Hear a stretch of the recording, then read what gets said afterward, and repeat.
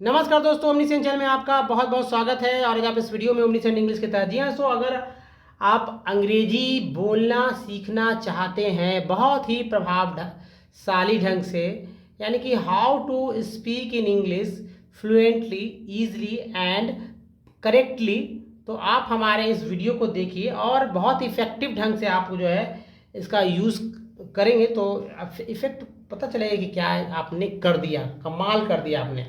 तो चलिए देखिए, यहाँ पर पहले तो हेडिंग लिख लेते हैं। हेडिंग जो है बहुत ही इम्पोर्टेंट हो जाता है। तो ये रहा idioms, idioms, idioms and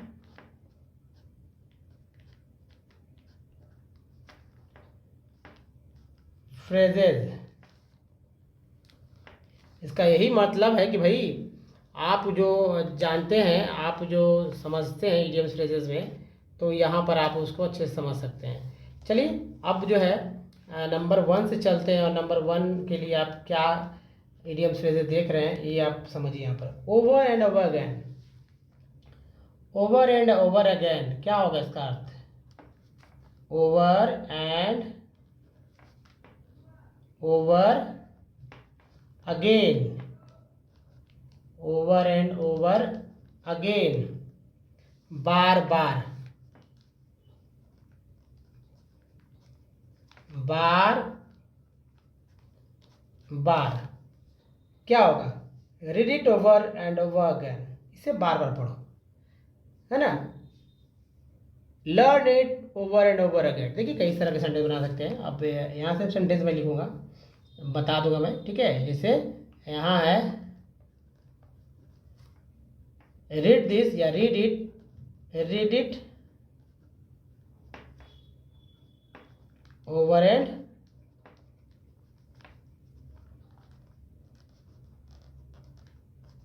over again. Learn it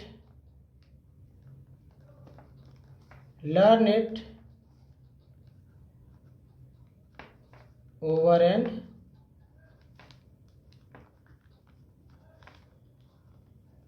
over again, इसे बार बार पढ़ो।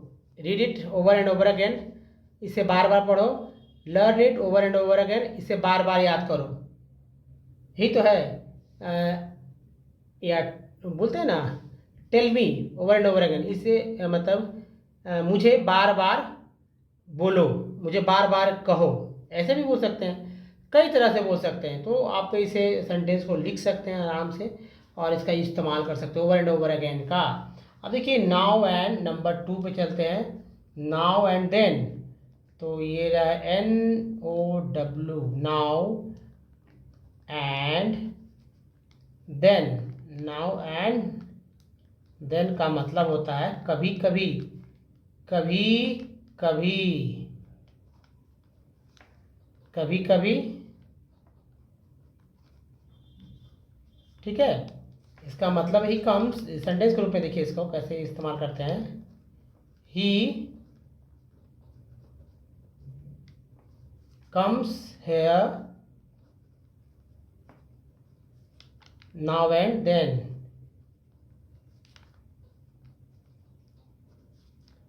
Now and then. वह यहाँ कभी कभी आता है, वह यहाँ कभी कभी आता है। Now he comes now and then, वह यहाँ कभी कभी आता है। वह यहाँ कभी कभी, वह जो है वहाँ कभी कभी जाता है। तो क्या बोलेंगे? He goes there now and then. ऐसे भी बना सकते हैं ना। क्या बना सकते हैं सेंटेंस? देखिए ही, ही की जगह आप ही बनाइए, सी बनाइए, ठीक है। किसी का नाम ले लीजिए, ये सब आपको आना चाहिए, ठीक है। इसके लिए हमारे पुराने वीडियो के देखिए। अब यहाँ पर जो है गोज कर देंगे, ओवर यहाँ पर जो है हेयर की जगह देयर कर देंगे, बदल देंगे। Now and then, now and then. अब देखिए कितने तरह से मैं बोलता हूँ। वह, ही सी तो एक ही होता है, लड़का लड़की के लिए, लड़का के लिए वह, लड़की के लिए है ना सी, ही सी, तो वह हो गया। वह कभी कभी वहाँ जाता है, राजू कभी कभी वहाँ जाता है, रानी कभी कभी वहाँ जाती है। कितने तरह से बोल सकते हैं, बोलना तो आ रहा है ना, सेंटेंस का समझिए पैटर्न, ऐसे ही बोलते हैं ना कि तुम कभी कभी वहाँ जाते हो, तुम कभी कभी वहाँ जाते हो, तो क्या बोलेंगे, you go there and now and then. Simple लिखिए, देखिए इसको बोल कर देखिए, you go there, you go there now and then. ठीक है, नेक्स्ट जो है, चलिए number 3, before long. Before long मतलब क्या, बिफोर लॉन्ग का मतलब क्या होगा, सोचिए। बिफोर लॉन्ग, सोचिए, इसका अर्थ है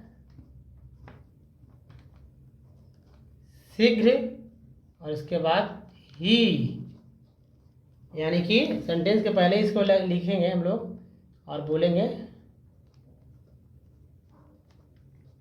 बिफोर लॉन्ग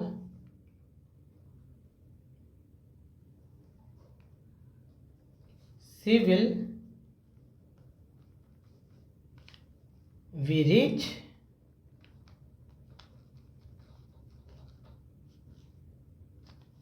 वह शीघ्र ही वह अमीर हो जाएगी।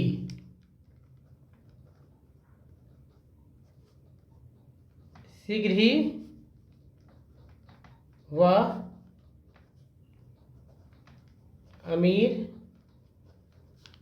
हो जाएगी। जैसे शीघ्र ही मैं अमीर हो जाऊंगा, तो before long I will be rich, before long I will be rich, शीघ्र ही मैं अमीर हो जाऊंगा, है ना, शीघ्र ही मैं अमीर बन जाऊंगा। Before long I will be rich, मतलब कि वी का मतलब होता है, वी का मतलब क्या होगा, वी का मतलब होता है होना, बनना, है ना, तो बन जाऊंगा। आई विल बी रिच, मैं शीघ्र बन जाऊंगा। बना सकते हैं तरह ना, कई तरह से, जैसे कि शीघ्र ही वो अमीर नहीं बनेगा, तो शीघ्र ही वो अमीर नहीं बनेगा, तो before long he will not be rich, before long he will not be rich. बोलिए इस तरह से, समझिए हमारे बातों को, ठीक है, तभी आप कुछ अच्छा कर पाएंगे, समझ पाएंगे। देखिए अगर इसको मैं लिख भी दूं तब आपको अच्छा लगेगा, जैसे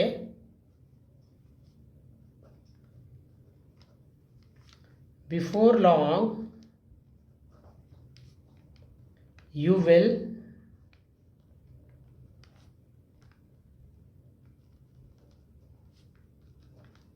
will not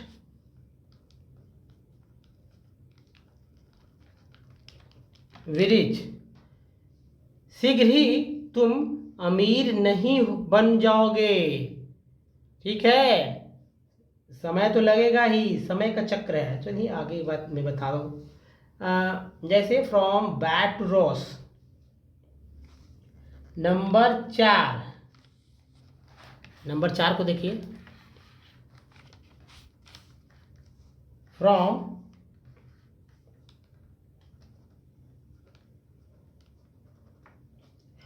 लिख दिया, फिर लिखेंगे bad to worse, BAD bad to WROS, bad to worse, यानी कि खराब होना, खराब होना। क्या होगा, he was getting from bad to worse. ठीक है, ऐसा लिखेंगे, सेंटेंस में इस तरह प्रयोग करेंगे, he was getting getting from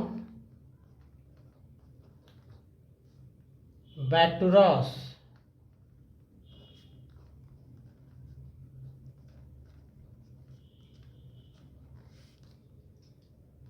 शीघ्र ही वह अमीर हो जाएगा।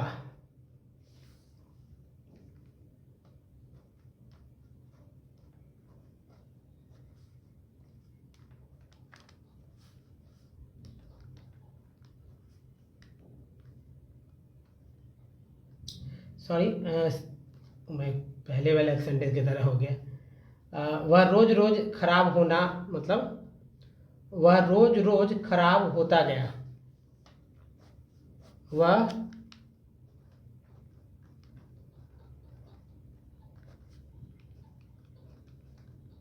रोज रोज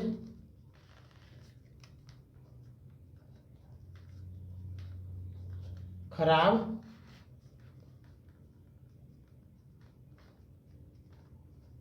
होता गया।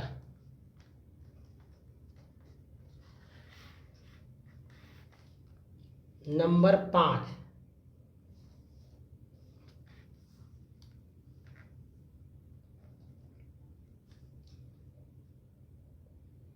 in addition to, in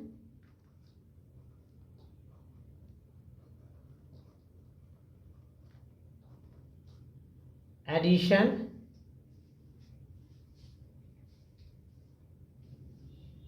to, के अलावे,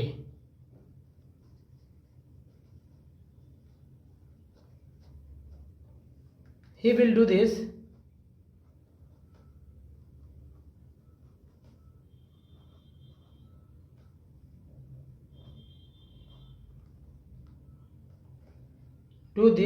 in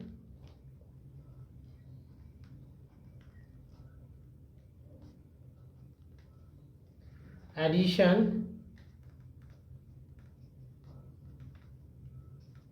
to his duty।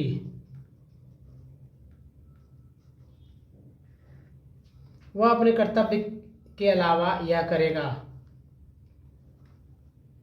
वह अपने कर्तव्य के अलावा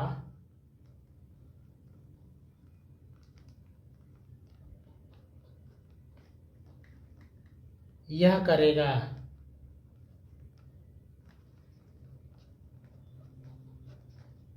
ठीक है, नंबर 6 ले लेते हैं और 6 तक ही रखेंगे हम लोग। On the whole, on the whole इसका अर्थ हो गया, क्या होगा ऑन द होल का मतलब? पूरा सभी, समूचा। ऑन द होल, सब देखते हुए इसका अर्थ होगा। सब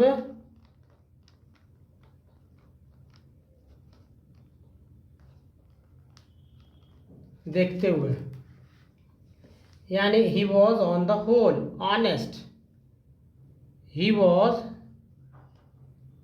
या ही भी लगा सकते हैं। He was on the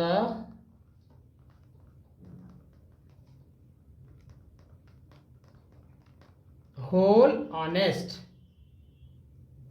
honest, honest में एस साइलेंट होता है, याद रखिएगा। He was on the whole honest. On the whole का मतलब सब देखते हुए, और अर्थ इसका हो जाएगा सब कुछ देखते हुए वह ईमानदार था।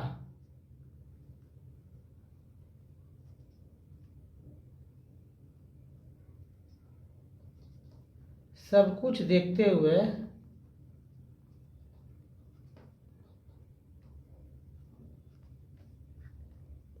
वह ईमानदार था।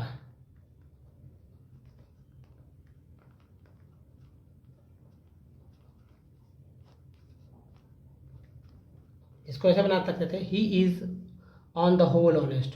सब कुछ देखते हुए वह ईमानदार है। सब कुछ देखते हुए वह ईमानदार है, ऐसे ही बोल सकते हैं ना। He is on the whole honest. Raju is on the whole honest. Raju सब कुछ देखते हुए राजू ईमानदार है। Rani is on the whole honest. सब कुछ देखते हुए रानी ईमानदार थी। तो दोस्तों इस वीडियो में यहीं तक।